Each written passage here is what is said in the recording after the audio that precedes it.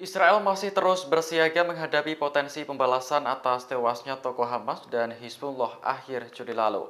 Kesiapsiagaan ini tak hanya dilakukan di darat namun juga di lautan.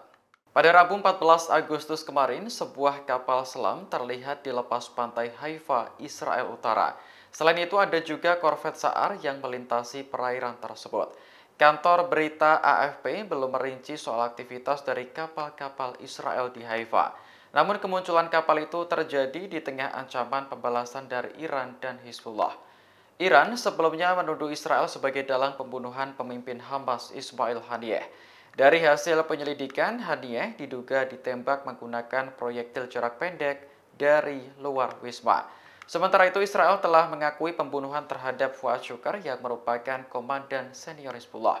Kematian dua orang penting tersebut membuat konflik di Timur Tengah semakin memanas. Iran bahkan telah bersumpah akan membalas Israel di waktu yang tepat.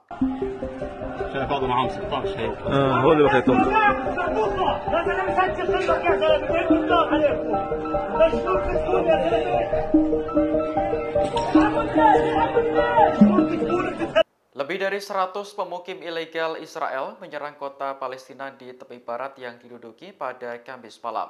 Akibat peristiwa ini, satu warga Palestina tewas dan sejumlah rumah serta kendaraan terbakar. Dikutip dari Anadolu Agency, saksi mata melihat para pemukim menyerbu kota Jid yang terletak di sepanjang jalan utama antara Nablus dan Halkia.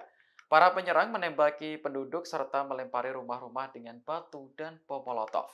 Para saksi juga mengatakan bahwa pasukan Israel memberikan pelindungan kepada para pemukim ilegal. Bahkan mereka mencegah kendaraan pertahanan sipil Palestina memasuki kota tersebut. Radio tentara Israel melaporkan tidak ada pelaku yang ditangkap dalam insiden tersebut. Sementara warga Palestina menderita akibat menghirup gas air mata selama bentrokan pecah. Diketahui kekerasan di tepi barat telah meningkat sejak perang Gaza dimulai. Menurut data Kementerian Kesehatan, ada 632 warga Palestina yang tewas diserang tentara maupun pemukim.